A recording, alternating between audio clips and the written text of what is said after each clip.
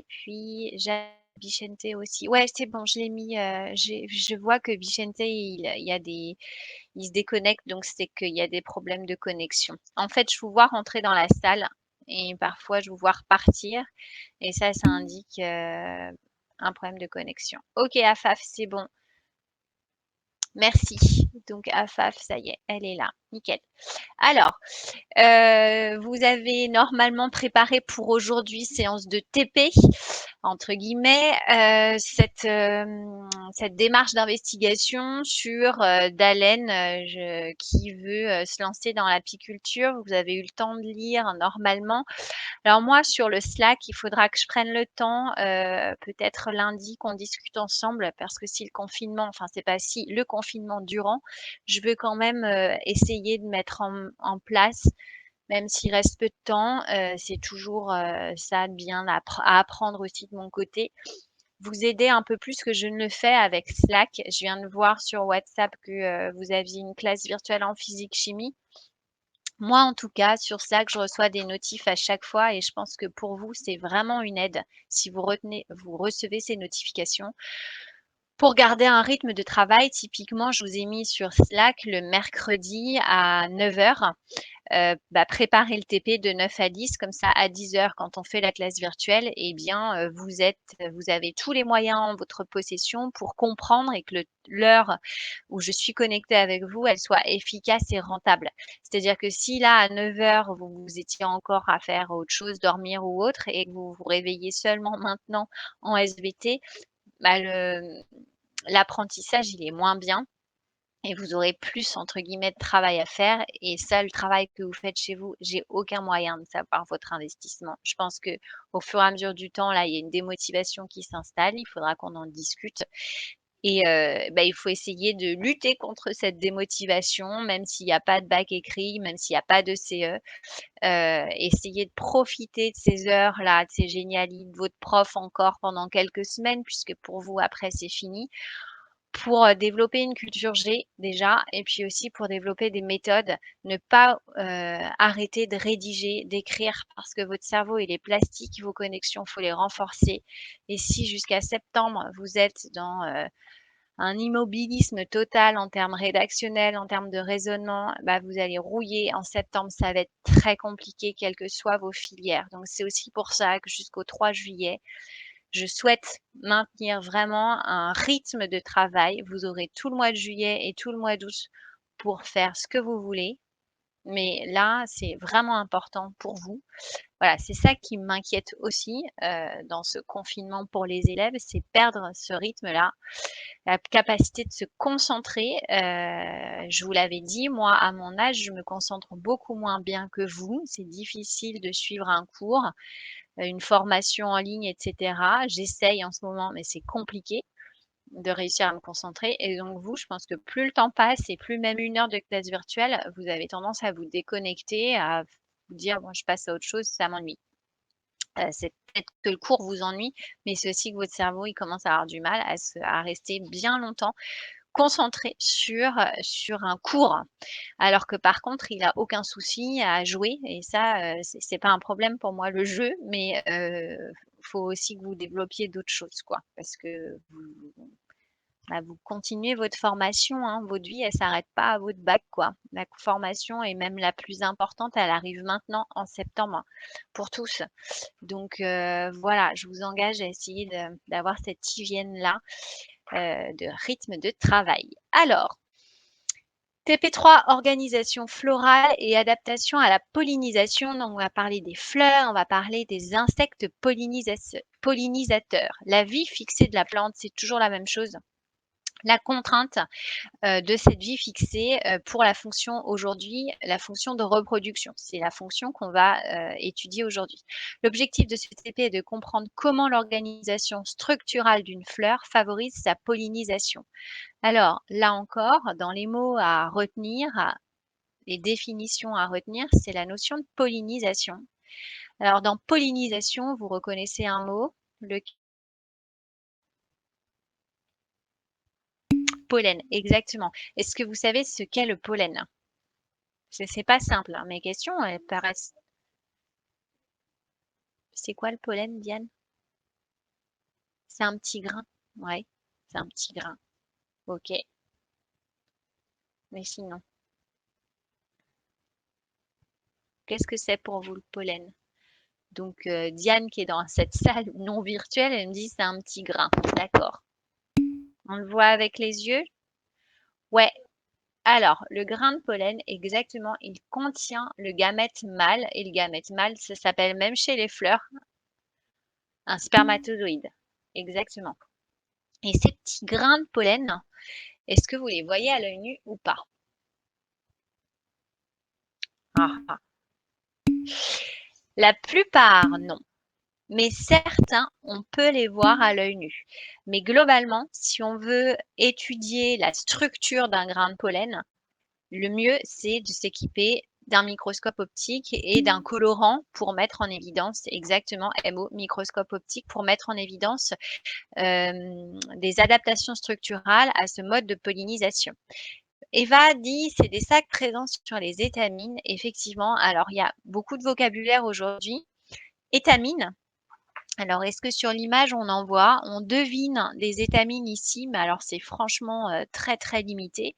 On va voir sur la suite du diaporama. L'étamine, effectivement, ça va être l'organe mâle, reproducteur mâle. Et dans cet organe mâle, dans l'antère de l'étamine, il y a des loges qu'on appelle des loges polliniques. Et ces mots loges, antère, on les a vus lors du premier TP de septembre, quand on a travaillé sur l'antère de lys. Je ne sais pas si vous vous souvenez, quand vous aviez fait une dissection de toute façon d'un antère qui était trop mûr.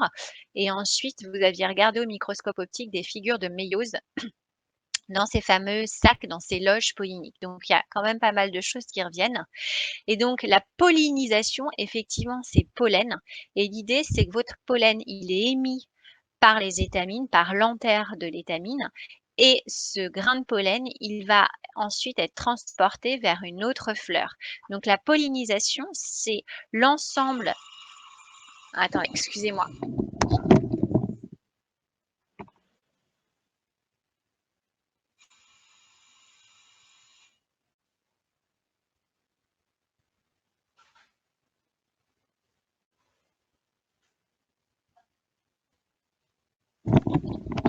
Pardon. Les aléas du direct. Donc, oui, la pollinisation, ça va être le processus qui participe au transport du grain de pollen de son lieu d'émission, c'est-à-dire ici l'antère au niveau de l'étamine, jusqu'à son lieu de germination. Un grain de pollen, ça germe. Ça germe, c'est-à-dire qu'en fait, ça va se transformer grâce à un contact avec un mucilage, une zone un peu hydrophile, pleine d'eau, on va dire ça comme ça. Et votre grain de pollen, ensuite, il va germer, il va transformer sa membrane pour ensuite amener le spermatozoïde vers l'ovule qui est au cœur du pistil ou carpelle. Donc là, il y a plein de mots antères, étamine, germination, grain de pollen, pistil, antère qu'on va essayer d'aborder aujourd'hui. Donc là, c'est une version, un PDF du Geniali. Quand vous voulez aller rapidement, moi, je vous ai fait des liens sur chaque page. Donc aujourd'hui, on va regarder les 10 pages ensemble. Enfin, la cytographie, non, mais le bilan, évidemment que oui. Et après, quand vous le revoyez tout seul, vous pouvez aller directement au problème ou au gène homéotique ABC. Ça, c'est la partie un peu délicate de cette activité. Donc, la plante à l'interface air-sol et fixe, c'est toujours la même contrainte. Les plantes angiospermes, donc ça maintenant, ça doit être acquis pour tout le monde. Angiospermes sont les plantes à fleurs. D'accord. Angio, sperme, c'est la graine et angio, ça veut dire caché. D'accord. En gros, la graine, elle est cachée dans les fleurs. Pratique la reproduction sexuée. Reproduction sexuée, c'est quoi? C'est quoi la reproduction sexuée? On l'a vu en début d'année, cette expression-là. Ça représente quoi? Reproduction sexuée. Et exactement, bravo. La reproduction sexuée, c'est la méiose plus la fécondation. Ce sont deux processus cellulaires complémentaires. Donc IE, ça veut dire IDEST, mécanisme méiotique produisant des gamètes spermatozoïdes contenus dans les grains de pollen et ovules contenus dans les ovaires. Donc il y a des ovaires dans les fleurs, on va voir où. Et fécondation, la fécondation, c'est la rencontre aléatoire des gamètes et leur fusion pour aboutir à une cellule œuf. Or, la fécondation, rencontre aléatoire de 2 gamètes, repose sur la mobilité d'au moins un des 2 gamètes et donc d'où la germination du grain de pollen.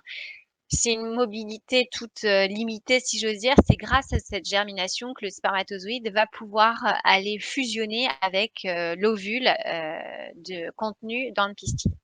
Quelles sont les stratégies adaptatives des angiospermes permettant la reproduction sexuelle? Brassage allélique malgré les contraintes de la vie fixée. Tac. Alors ça, c'était une SE inventée que j'espérais mettre en place avec vous. Donc, mise en situation et recherche à mener. On vous dit, Madame Dallène, d'un narcissisme débordant, souhaite installer une ruche pour des abeilles mellifères. Donc, mellifères, ça signifie qu'ils fabriquent du miel. Apis mellifera, c'est l'espèce d'abeille qui fabrique le miel. Elle cherche un horticulteur, monsieur Gérard Niom. À l'époque, j'avais beaucoup d'humour, j'en ai moins en ce moment. Quelle variété d'angiospermes cultiver dans ses balconnières afin de lancer sa reconversion en apicultrice? Bon, pour info, il y a des ruches sur les toits de Paris. C'est Napoléon qui avait mis ça en place et il y en a de plus en plus. Voilà, Paris, c'est pas une zone polluée pour les abeilles parce qu'en fait, il y a très peu de traitements pesticides dans les fleurs qu'il y a dans les balconnières de Dallène ou autres, quoi. Donc les abeilles à Paris se portent bien. Elles sont pas nombreuses, mais elles se développent. Donc on vous dit, elle cherche chez un horticulteur quelle variété d'angiosperme cultiver dans ses balconnières afin de lancer sa reconversion. Je suis encore pas plus. Et donc l'horticulteur, monsieur Niom, lui propose 2 plantes cultivables dans des balconnières. Aider madame Dallène à choisir la bonne espèce. En gros, l'horticulteur, il lui propose 2 fleurs, 2 plantes à fleurs, 2 angiospermes, mais sans savoir laquelle de ces 2 plantes est pollinisée par les abeilles. En gros, est une espèce entomophile. C'est ce que vous avez dû découvrir, le nouveau mot entomophile pour aujourd'hui.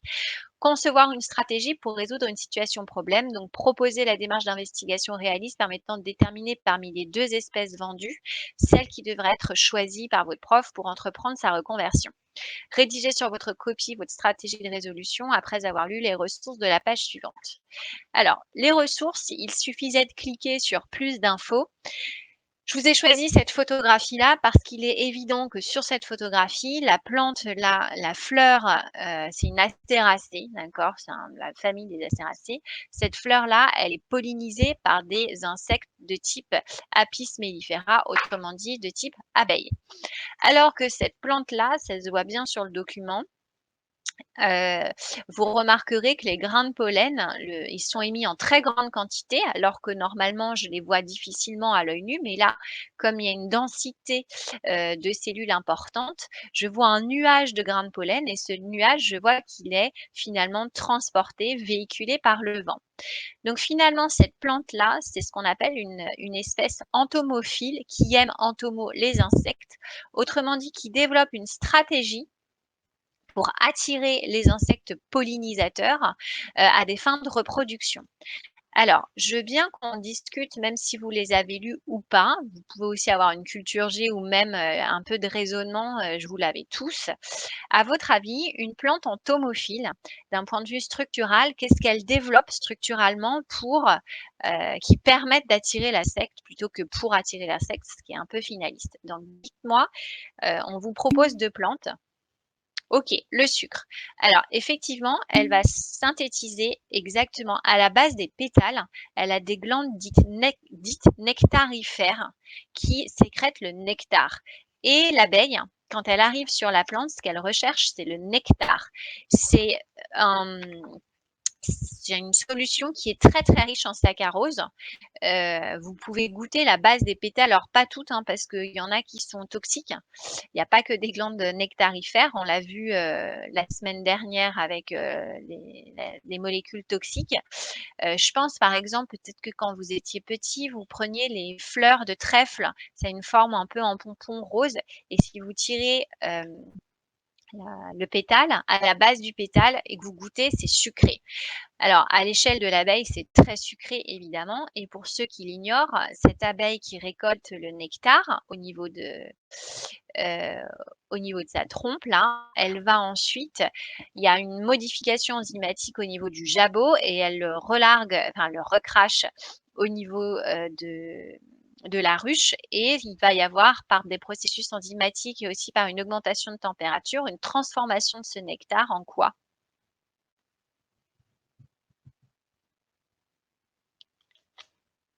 Qu'est-ce qu'elle fait? Exactement.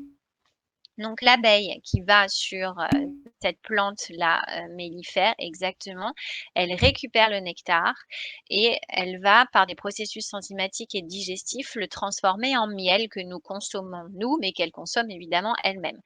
Donc vous avez raison pour attirer, une des stratégies adaptatives qui permet qui dé enfin développe pour, la pollinisation entomophile, il y a les glandes nectarifères à la base des pétales. Vous m'avez proposé d'autres choses, je crois. Grand pétale, exactement.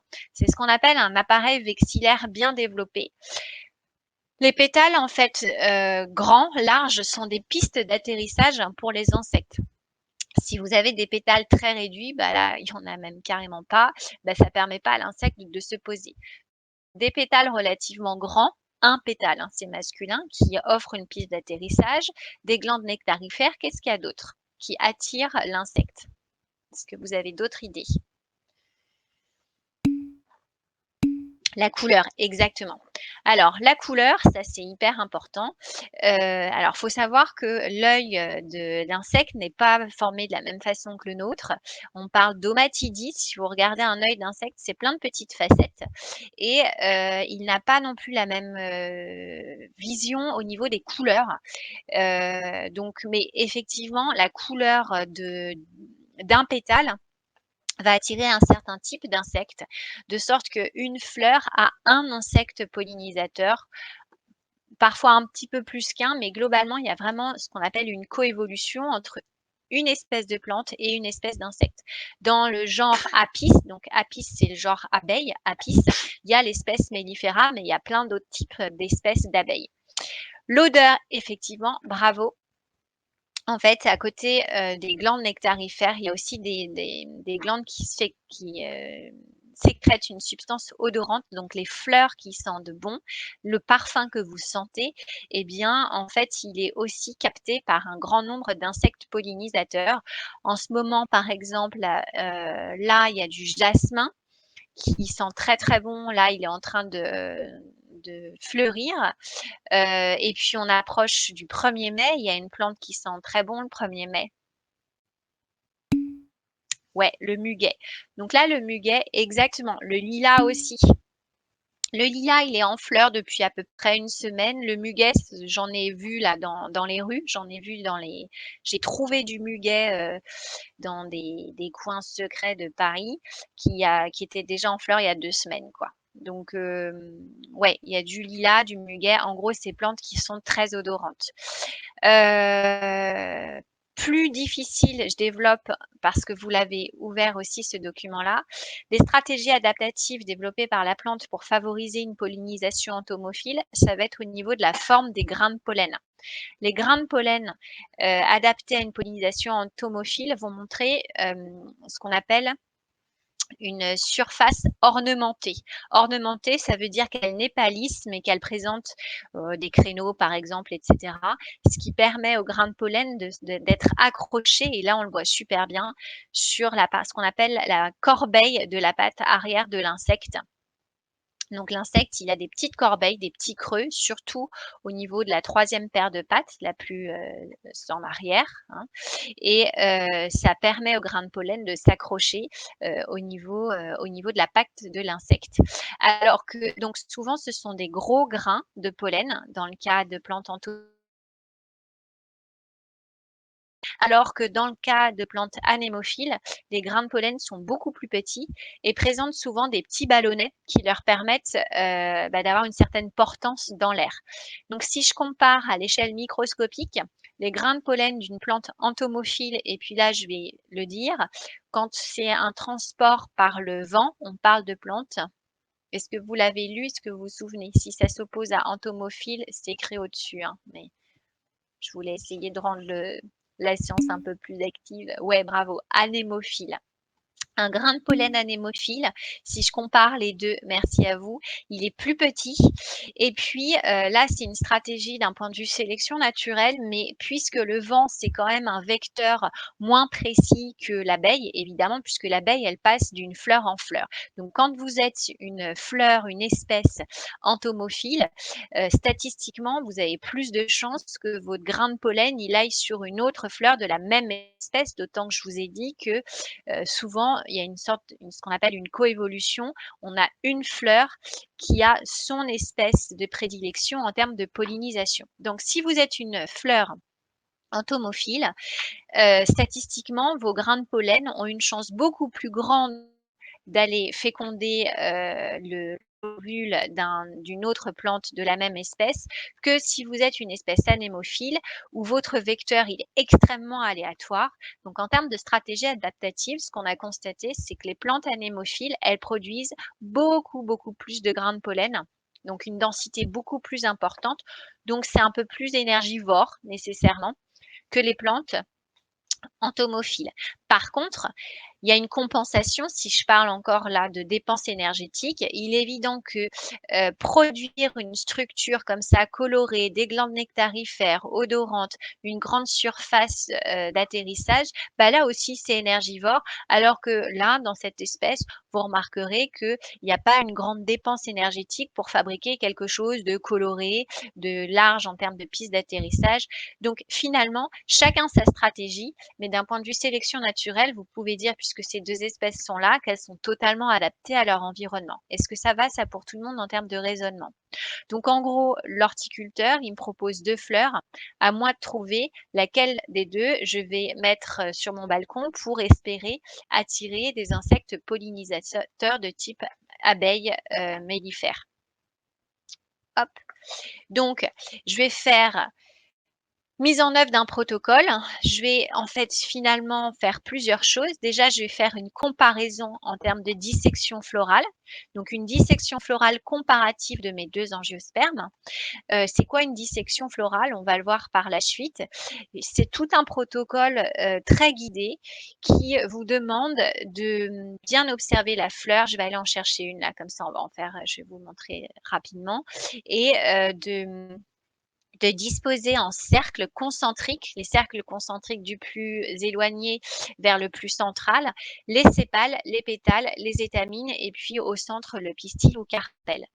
Ensuite, la deuxième partie de la manip va être de réaliser une préparation microscopique comparative des 2 espèces et ainsi je m'attends à ce que l'une des 2 présente peu de grains de pollen mais gros et richement ornementés et que l'autre présente en termes de densité beaucoup plus de grains de pollen mais petits, éventuellement avec des ballonnets qui lui permettent de voler, hein, anémophiles et peu ornementés.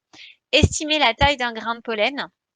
Alors ça, c'est grâce à des lames minces qu'on a au lycée qui sont munies, dotées d'une petite réglette à l'intérieur, ce qui vous permet de faire une mesure directe du diamètre d'un grain de pollen. Évaluer la densité, je vais en reparler et remettre le poste de travail en état. Donc ça, ce sont les 5 étapes en termes de manip pour les fameuses étapes 2 de l'ECE. Hop, j'ai cliqué trop vite. Alors, une dissection florale, pour ceux qui poursuivront la bio l'année prochaine, parce que ça, vous allez en faire, quelle que soit votre formation, ça fait partie des exigences. Il faut être capable de disséquer de l'animal, mais il faut aussi être capable de disséquer du floral. Donc, une dissection florale, ça demande une certaine minutie. C'est pas évident, surtout sur des toutes petites fleurs. L'idée, je vais aller vous en chercher une.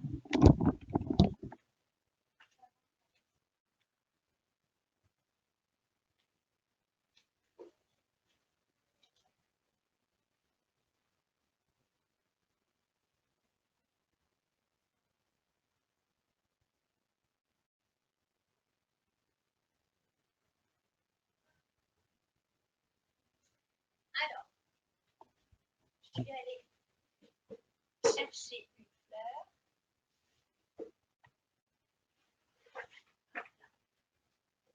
Et je vais vous montrer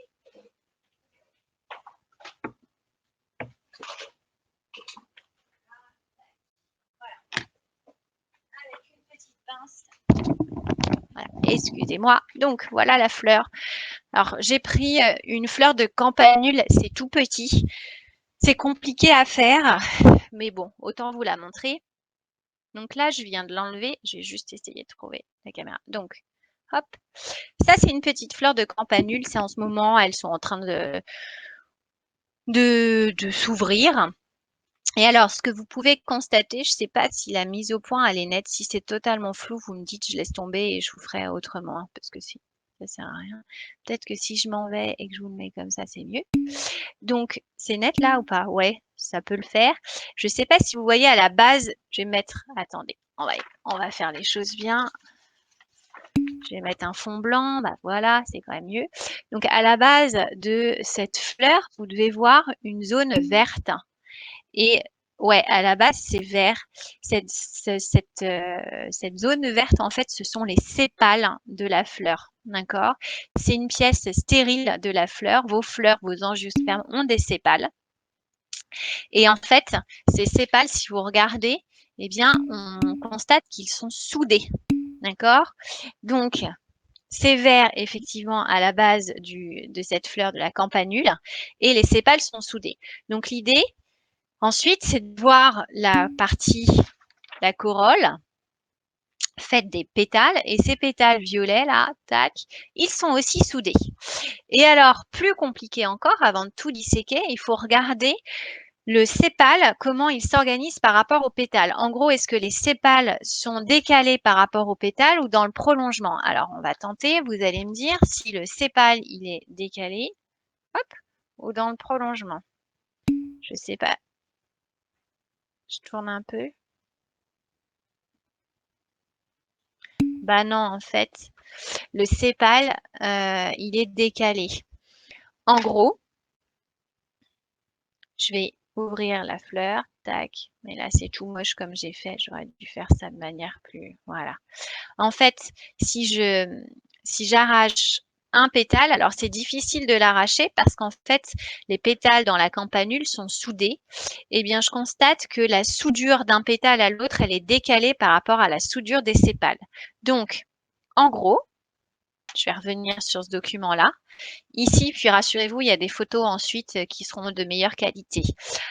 L'arc de cercle vert représente un sépale. L'arc de cercle jaune ici représente un pétale. Et donc, dans le cas de la campanule, le sépale, il est décalé par rapport au pétale. Et quand on représente ce qu'on appelle un diagramme floral, si les sépales sont reliés, soudés entre eux, eh bien, on fait un petit arc de cercle ici, un petit arc de cercle qui symbolise la soudure. Dans le cas de la campanule, les sépales sont soudés entre eux, donc on devrait prendre un petit crayon avec un stylo noir et on devrait faire un truc comme ça. Ça va être super moche, mais donc tant pis. Hop là, voilà. Donc ça veut dire que au niveau du calice, c'est-à-dire l'ensemble des sépales, il y a soudure. Les pétales, dans le cas de la campanule, sont aussi soudés, donc tac, je les relie aussi. Je réfléchis, attendez, je vais vous chercher une autre fleur.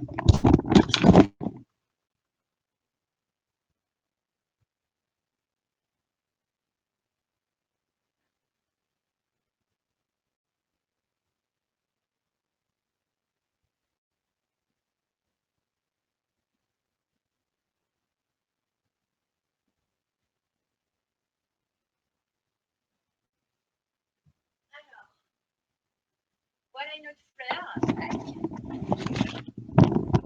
Alors cette fleur-là, elle sent super bon. C'est une fleur de jasmin, bravo. Et donc cette fleur de jasmin, ce que vous constatez, c'est qu'il y a combien de pétales?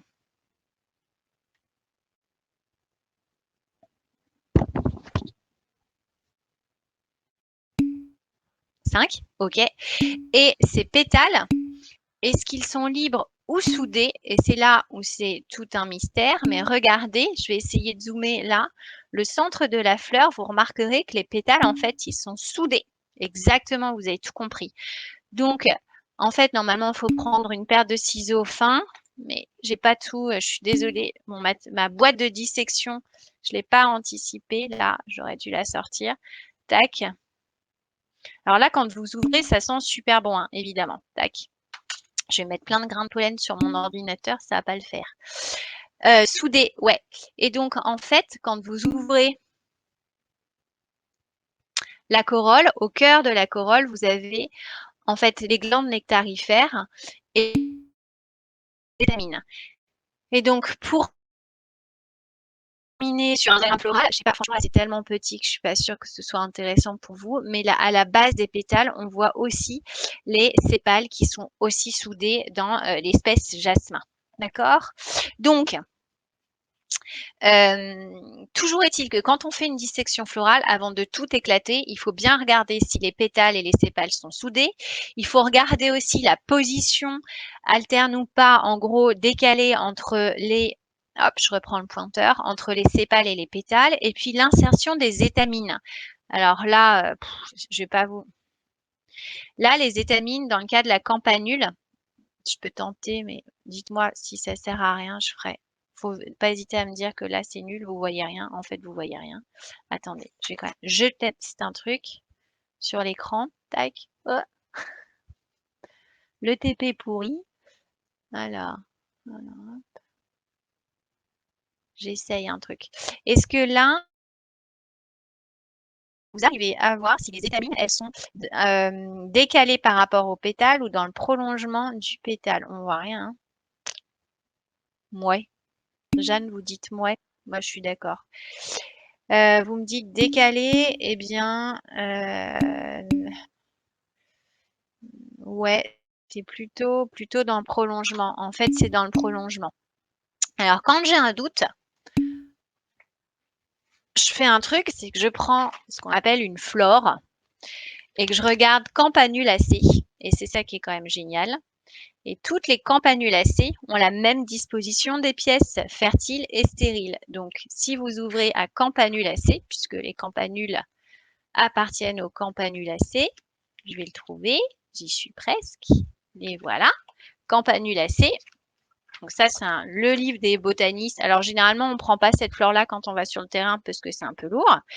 Là, il vous montre la dissection florale. Et tout en bas, hop, vous allez voir qui avait raison, qui avait tort. Est-ce que là, vous voyez le diagramme floral? Je le mets là. Ah ouais, on voit bien là. Donc, vous remarquez quoi? Que les sépales sont bien décalés par rapport aux pétales et qu'en fait, vous aviez raison, les étamines, elles sont plutôt décalées par rapport aux pétales. Est-ce que ça va pour tout le monde? Et on est sur un format 5. 5 étamines, 5 pétales, 5 sépales et soudure des pétales et des sépales. Bravo Alan. Ok, ça va ça pour tout le monde. Donc l'idée, c'est pas de faire de vous des botanistes, hein, c'est totalement hors programme, être capable de chercher dans une flore le nom de l'espèce. Mais c'est juste que quand vous regardez une fleur, hein, la biologie, c'est une science de l'observation. Pour pouvoir l'identifier, eh bien, c'est pas le hasard, la position des sépales par rapport aux pétales, la position des étamines par rapport aux pétales. Tout ça, c'est codifié. C'est en fait, vous l'aurez vu si vous avez regardé le TP jusqu'à la fin, c'est contrôlé génétiquement par des gènes dits homéotiques, des gènes de positionnement. Est-ce que ça va, ça pour tout le monde? Vous vous souvenez les gènes homéotiques qui contrôlent le plan d'organisation? Eh bien, dans l'organisation florale, des gènes interviennent dans la position des sépales, des pétales, etc. Je continue. Il faut que j'avance quand même parce qu'il est. Donc là, c'est un travail d'élève sur la dissection d'Alstromeria. C'est une plante ornementale qui se vend très facile, enfin qu'on trouve aisément toute l'année chez les fleuristes. Alors ça fleurit pas toute l'année, hein, on est bien d'accord que les fleurs et les fruits évidemment ont des saisons. Les fleuristes sont en train de plus en plus de faire attention à la saisonnalité des fleurs. Les primeurs font de plus en plus attention à la saisonnalité des fruits. À nous, consommateurs, d'être de prendre le temps d'observer. Et le muguet, ça s'achète en mai, ça ne s'achète pas en septembre. Ça ne vous viendrait pas à l'idée de demander du muguet à un fleuriste en septembre, mais ce serait bien de faire pareil pour les autres fleurs et d'accepter l'hiver finalement de ne pas avoir grand-chose, quoi. Sauf des plantes grasses. Donc, présentez les résultats pour les communiquer sous la forme de votre choix, traitez les données obtenues. Donc ça, c'est un travail d'élève. avec ici un diagramme floral, pardon, une coupe transversale de la partie de l'appareil reproducteur femelle, la disposition des étamines. Donc, il a mis les pétales, il ou elle a mis les étamines et puis il a mis le pistil au milieu. Il a tracé des cercles concentriques.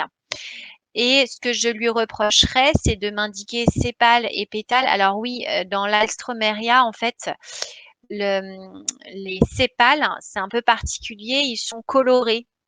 Les pétales sont colorés. Vous voyez qu'il insère ici dans son diagramme floral, cet élève, le pétale dans un cercle un peu plus interne que le sépale. Mais le sépale est aussi coloré. Et donc là, je lui reprocherais que ces légendes, elles sont structurales mais non fonctionnelles. Ça veut dire quoi, fonctionnel? Qu'est-ce qu'il aurait pu mettre pour sépale, par exemple, cet élève-là? C'est quoi? Au vu de la forme, de la couleur, quelle fonction? Vous vous souvenez, relation structure-fonction, qu'est-ce qu'il aurait pu mettre? Vous ne voyez pas? Alors pour les pétales, c'est plus facile. Qu'est-ce que vous pouvez mettre comme fonction pour le pétale? À quoi ça sert? Vous voyez pas non plus? Vous voulez plus travailler? Je vous donne la réponse ou je laisse encore le clavier à certains ou certaines? Bon, bah, je donne la réponse alors. Je me sens seule là, hein. Pétales, en fait, c'est coloré. Je mettrais pétales colorés, je mettrais la base, fonction, eh bien, attirer l'insecte. Sépales, je mettrais coloré. C'est pas odorant, mais par contre, ça développe une grande surface. Donc, surface importante pour l'atterrissage de l'insecte. Donc, là encore, adapté à la pollinisation. Les étamines ici, et je lui ai mis erreur de localisation des étamines parce que pour l'espèce Alstromeria, en fait, les étamines, elles sont pas décalées par rapport au pétale, mais elles sont insérées ici à la base du pétale. Est-ce que ça va pour tout le monde? C'est clair ça? Ok, merci à vous. Je continue. Hop. Donc là, ce sont des photographies non plus d'Alstromeria, mais d'une fleur de tulipe, faites par des élèves ou par moi, je sais pas, peu importe. Et là, on met en évidence au niveau du stigmate. Donc là, on est dans la pièce fertile femelle, une grande surface d'échange. C'est le lieu où le grain de pollen va se déposer et ensuite germer. Donc vous remarquerez que là, le stigmate, il n'est pas totalement encore ouvert. Il va s'ouvrir à maturité de la fleur. Et en fait, ces grandes invaginations vont permettre d'augmenter la surface d'échange et donc euh, d'augmenter statistiquement la chance que un grain de pollen se pose et germe. Ça, c'est une coupe transversale. On l'avait vu en début d'année. Vous pouvez faire une coupe transversale dans l'ovaire et vous voyez des petites zones rondes ici. Ce sont les ovules. Donc là, on est vraiment au sein de la pièce fertile femelle. Là, on est au niveau de la pièce fertile mâle. Vous reconnaissez les anthères d'étamines avec plein de grains de pollen. Donc, une étamine, c'est tout ça. Et au sein d'une étamine, il y a la partie qui contient les grains de pollen qu'on appelle anthère et la partie qui ne contient pas les grains de pollen mais qui permet à l'étamine de s'insérer dans la fleur. Et cette partie-là, c'est ce qu'on appelle le filet de l'étamine. Et au centre, ici, vous reconnaissez le pistil avec cette zone-là qui développe d'une grande surface d'échange qu'on appelle le stigmate et cette partie-là qu'on appelle le style, et même ici, finalement, c'est l'ovaire. Là, le style, il est très réduit. C'est l'ovaire qui contient les ovules. Donc, je vais passer à la diapo qui suit. Ça, c'est une photo d'un cerisier prise là au printemps en confinement. Donc, il y en a plein dans Paris. Hein. Vous n'êtes pas obligé d'avoir un jardin pour en trouver. Ce sont des espèces qu'on utilise beaucoup en espèces ornementales maintenant. Ça a l'avantage de ne pas être trop allergène au niveau des grains de pollen aussi. Donc, c'est entre autres pour ça qu'on les plante dans Paris ou ailleurs, dans les grandes villes, dans les grandes agglomérations. Et donc là, il est évident pour tout le monde que cette espèce présente des pétales colorés, donc possiblement attirer un insecte avec les glandes nectarifères au centre, de très nombreuses étamines. Alors là, en termes de dissection florale, bon courage. Soit vous les comptez, soit vous écrivez N étamines et N pétales. C'est un petit peu galère ça quand même à faire. En gros, les espèces ornementales, je vous en reparlerai à la fin de la séance là, qui arrive bientôt et j'en reparlerai lundi. Elles ont été sélectionnées par les ingénieurs agro pour avoir beaucoup de pétales parce que une plante ornementale, elle est jolie parce qu'elle a plein de pétales. Vous n'allez pas sélectionner, par exemple, le caractère sépale vert et petit, ça, vous n'allez pas vendre votre fleur, quoi. Donc plein de pétales, du coup c'est joli, en plus ça sent bon et c'est coloré, donc d'où le terme ornemental. Ensuite, au cœur, vous avez le pistil qu'on voit ici. Donc ça, c'est une photographie de cette fleur-là, mais prise à la loupe binoculaire, avec à l'extrémité du pistil le stigmate. Hop, j'avance. Là, ce sont des photographies de grains de pollen d'une fleur, la fleur de courge. Et il est connu ce grain de pollen parce qu'il est très très gros. Et vous remarquerez que la surface du grain de pollen est ornementée de petits pics là. Autrement dit, ça c'est une adaptation à la pollinisation entomophile. Il peut s'accrocher aisément aux corbeilles de l'abeille mellifère. Alstroemeria, l'ornementation elle est plus faible et le grain de pollen il est plus petit. Hop. Ça c'est une photo d'élève avec la lame mince et qui est graduée et qui montre, je la trouvais jolie, c'est pour ça que je vous l'ai mise, la présence de petites papilles au niveau du stigmate. Donc là encore, si j'ai des papilles, c'est que ça va permettre d'augmenter la surface d'échange. C'est une adaptation à la pollinisation. L'idée, c'est que plus vous augmentez la surface d'échange, plus vous augmentez la probabilité qu'un grain de pollen se pose et germe. Hop, exploiter les résultats. Et donc là, on va je vérifie l'heure parce que je veux pas vous... Non, ça va. J'ai encore 3, 4, 5 minutes pour terminer là-dessus. Alors, sur la partie 1 TP, est-ce que ça va pour tout le monde? Dissection florale, c'est clair, une dissection florale, on fait attention à la position des sépales, des pétales, des étamines et puis au centre du pistil. Qu'est-ce que vous pouvez avoir retenu? En termes pratiques, mais sans microscope pour vous, c'est juste sans intérêt, j'en suis navrée. Les grains de pollen, si je les regarde au microscope après coloration, je vais pouvoir regarder leur taille, leur forme, leur ornementation et leur densité. Est-ce que ça va pour tout le monde? Facile? Je poursuis. Alors, je poursuis sur de la génétique qui est dure. Donc là, on finit la séance sur un point qui est difficile et je vais revenir dessus lundi en cours. D'ici lundi, je vous demanderai de recopier le cours, d'essayer de revoir surtout dans ce diaporama les diapos 14 à 23 parce que c'est là la partie compliquée. Donc, je veux prendre le temps. Là, ça fait 1 heure que vous êtes connectés. Vous commencez peut-être à décrocher et c'est pas le moment parce que là, c'est la partie génétique et c'est la partie un petit peu compliquée. Donc, je vais l'expliquer rapidement pour que vous ayez le temps de vous poser des questions. Vous le relisez ensuite tranquillement. Et lundi, si vous avez des questions, il faut absolument que vous m'en parliez. Et je n'oublie pas, Eva, il y avait une question en euros, je vais le faire à la fin de la séance. Donc, les 3 gènes ABC impliqués dans le développement de la fleur des angiospermes. Donc, on a parlé ensemble, j'ai fait un peu le pitre avec ma fleur de campanule et ma fleur de jasmin, c'était pour vous faire prendre conscience, vraiment de prendre le temps d'observer. Et donc, quand j'observe une fleur, là, on est chez une plante qui s'appelle l'arabette des dames. Elle appartient à la famille des brassicacées, autrement appelée avant, c'était les crucifères, les choux, en gros. D'accord? Donc, la famille des crucifères, des choux, des brassicacées, vous avez cette petite plante qu'on trouve partout. C'est des toutes petites fleurs blanches. Elle est très bien étudiée en laboratoire parce qu'elle est facile à cultiver. Tout son génome a été séquencé et c'est comme la souris en termes animal, c'est l'espèce modèle en, en botanique. On maîtrise parfaitement son développement, son génome. On sait tout presque d'Arabidopsis thaliana, la rabette des dames. Et donc, ça, ce sont des expériences qui sont vieilles maintenant, mais on a fait de la mutagenèse dirigée. On a créé des mutants en dirigeant la mutation sur 3 gènes qu'on suspectait ABC, donc 3 doigts ABC, impliqués dans le développement de la fleur. Est-ce que ça va pour tout le monde du mutagenèse dirigée?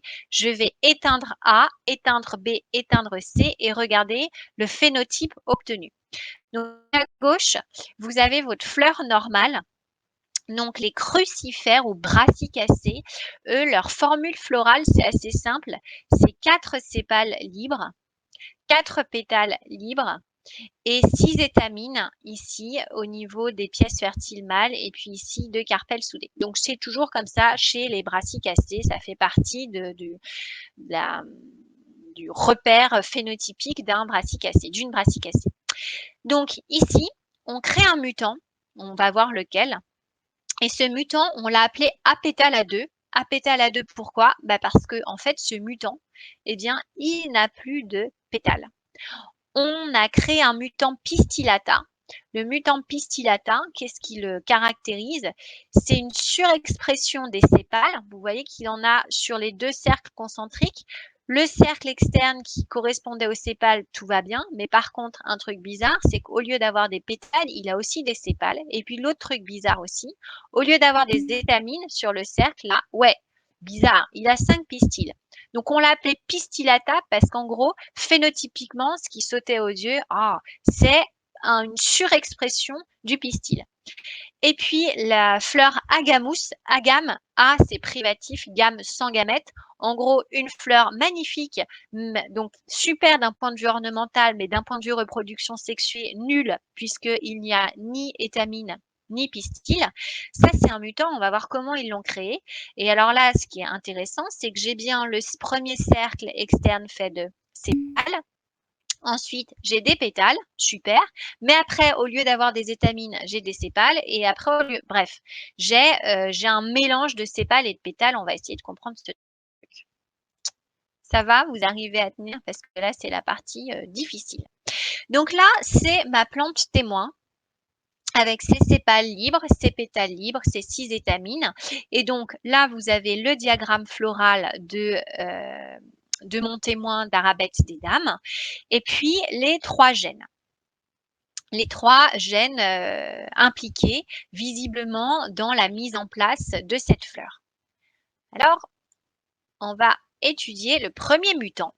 Le premier mutant, on l'a appelé apétala et en fait, par mutagenèse dirigée, on a détruit, on a empêché l'expression, c'est ce qu'on appelle un KO, knockout, on a fait un KO, on a empêché l'expression du gène A. Et alors, qu'est-ce qu'on observe? Eh bien, on observe que dans la partie, le premier cercle externe, au lieu d'avoir des sépales, on a des carpelles. Ensuite, deuxième cercle, au lieu d'avoir des pétales, on a des étamines. Par contre, les 2 cercles centraux sont respectés. J'ai bien des étamines, troisième cercle, et le verticille central, là, celui qui est au milieu, j'ai bien un carpel. Alors, je comprends quoi? Je comprends que quand il y avait A, j'avais possibilité d'avoir des sépales, des pétales. Donc j'en déduis que A semble être un gène important pour la mise en place au niveau du plan d'organisation des sépales et aussi des pétales. Est-ce que ça va pour tout le monde? Mais je comprends aussi autre chose. Je comprends, j'ai pas touché à B et j'ai pas touché à C. Ben, je comprends que visiblement, là, C tout seul permet, s'il s'exprime tout seul dans une cellule, d'accord, pas associé à B, mais tout seul, il permet la mise en place, la différenciation de carpelles. B associé à C permet la mise en place d'étamines. Est-ce que vous comprenez ça? Donc, quand j'ai C tout seul, j'ai carpelle. Quand j'ai B et C, j'ai étamine. Par contre, quand j'ai B tout seul, j'en sais rien. Est-ce que ça va pour tout le monde? Je continue? J'ai presque fini. Je veux juste être sûre que au niveau temps, parce que je ne sais jamais si vous... Ouais, ça va aller. Ensuite, eh bien, justement, je vais m'amuser cette fois-ci par un chaos à empêcher l'expression du gène B. Et là, j'obtiens le mutant pistillata. Et alors, qu'est-ce que je constate? Si j'ai pas B, je n'ai que A et C qui s'expriment. En cercle externe, j'ai que des sépales, tout va bien. A. Donc, j'en déduis que A, on l'avait déjà supposé dans le premier mutant, A est impliqué dans la différenciation des pièces sépales. Mais on avait dit que A, c'était aussi pétale. Ben, on s'est planté. Parce que quand vous comparez la précédente image à celle-ci, quand j'ai A tout seul, j'ai des sépales, mais j'ai que des sépales. Autrement dit, A plus B me donne normalement quoi? Mmh. Bravo, vous avez tout compris. Donc A tout seul me donne sépale.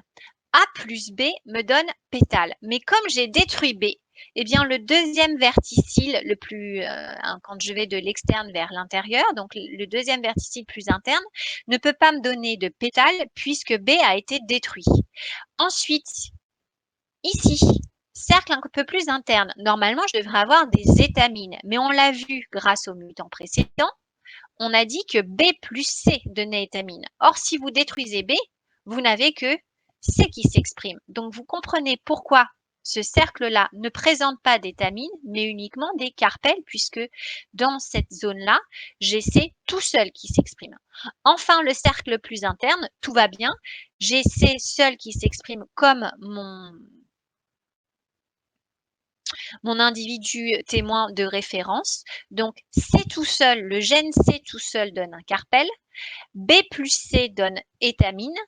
A tout seul donne sépale. Vous l'aurez compris, il me reste à démontrer le rôle de A tout seul et de A plus B surtout. Donc, dernier mutant, je détruis C. Alors, dernière chose que je ne vous ai pas dite, ce sont ces petits schémas-là, là, une barre comme ça avec une autre barre. On l'avait vu quand on avait travaillé sur les membres acidés. Les gènes peuvent, ouais, en fait, ils s'influencent dans leur expression et quand vous une barre comme ça veut dire une inhibition. En gros, A, s'il pouvait, il aimerait bien s'exprimer aussi par là. Et C, s'il pouvait, il aimerait bien occuper cette place-là. Mais c'est pas possible parce que A et C sont là et s'inhibent tous les deux. Donc, en gros, chacun garde sa place. Si par contre, j'enlève A, si j'inhibe, si je fais un chaos pour A, eh bien, regardez, paf, C a profité et il s'exprime dans toute cette zone-là. Si je fais un chaos de C, vous l'aurez compris, qu'est-ce qui se passe? A occupe toute la place qu'occupait initialement C. Et donc, on va réfléchir 2 minutes. Si je fais une mutation du gène C, je fais un chaos pour C, donc A occupe toute la place ici. Qu'est-ce que je vais avoir? Eh bien, A tout seul va me donner au niveau du cercle externe des sépales. A plus B, on l'a prouvé, ça donne une différenciation de pétales. Mais là, alors que j'aurais dû si j'ai de nouveau, excusez-moi, il y a le pointeur qui est défectueux.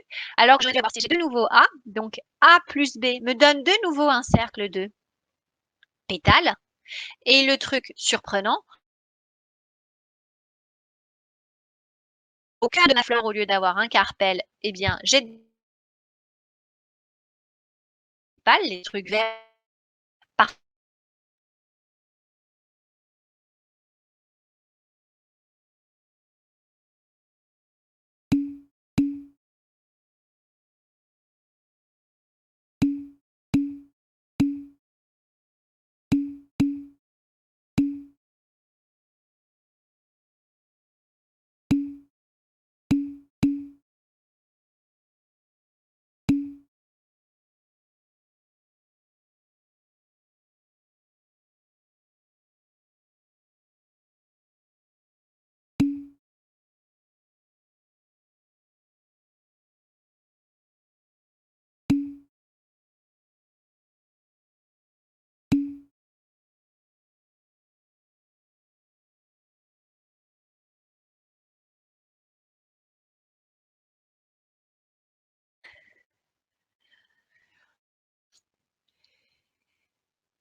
L'ordinateur m'a demandé d'arrêter. Il a dit que c'était bon, j'avais assez parlé d'Agamous, etc. Alors, il est l'heure de toute façon de vous quitter. J'ai un petit peu tardé. Je vais vous demander pour lundi prochain de reprendre ce diaporama, surtout les 10 dernières diapos là sur les mutants ABC parce que je suis allée très vite et que je vais reprendre ça lundi en cours. Je vous demande pour lundi de recopier le cours qui correspond donc à la stratégie adaptative en termes de reproduction sexuée mise en place dans le cas des angiospermes. Et puis voilà, surtout, prenez soin de vous, soyez courageux. Enfin, je sais pas quoi vous dire, quoi. Essayez de conserver la motivation parce que c'est compliqué pour vous comme pour moi et je suis bien contente de me connecter quand même régulièrement, d'avoir un lien. Je vous laisse. Je vous envoie sur WhatsApp le travail à faire. Si Eva, elle m'a posé une question, excusez-moi, sur les schémas, mince, je l'ai pas ici. Alors, ce que je vais faire, Eva m'a demandé les schémas de neuro, où est-ce qu'on les intègre dans le cours. Je vais faire des captures d'écran et je vais vous envoyer sur WhatsApp. Comme ça va être plus rapide parce que là, il y en a qui commencent à se déconnecter volontairement ou pas. Vous avez du mal à faire une connexion d'une heure.